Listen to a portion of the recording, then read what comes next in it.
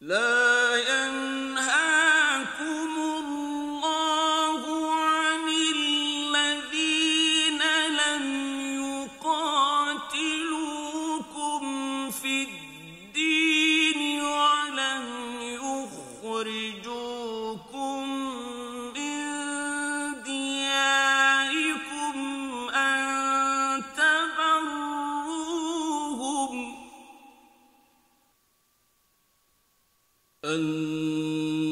تبروهم وتقسطوا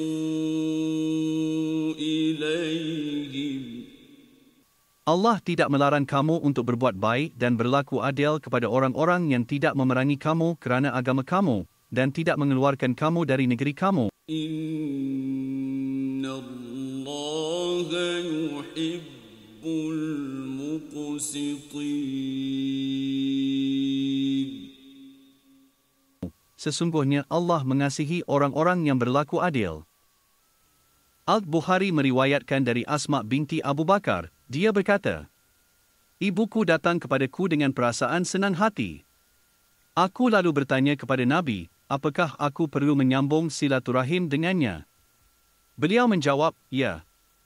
Maka Allah menurunkan ayat ini. Ahmad, Al-Bazar dan Al-Hakim meriwayatkan dan mensahihkan dari Abdullah bin Az-Zubair. Dia berkata, Qatilah datang menemui anaknya yang bernama Asma binti Abu Bakar. Abu Bakar pernah bernikah dan menceraikannya di zaman jahiliyah.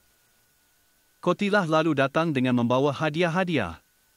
Asma menolak pemberian hadiah-hadiah tersebut atau Asma masuk ke dalam rumahnya. Perkara itu membuatkan Aisyah bertanya kepada Rasulullah hal tersebut. Aisyah kemudian memberitahu Asma bahawa Rasulullah memerintahkan kepadanya untuk menerima hadiah-hadiah tersebut dan mengizinkan ibunya masuk ke dalam rumahnya. Maka Allah menurunkan ayat ini.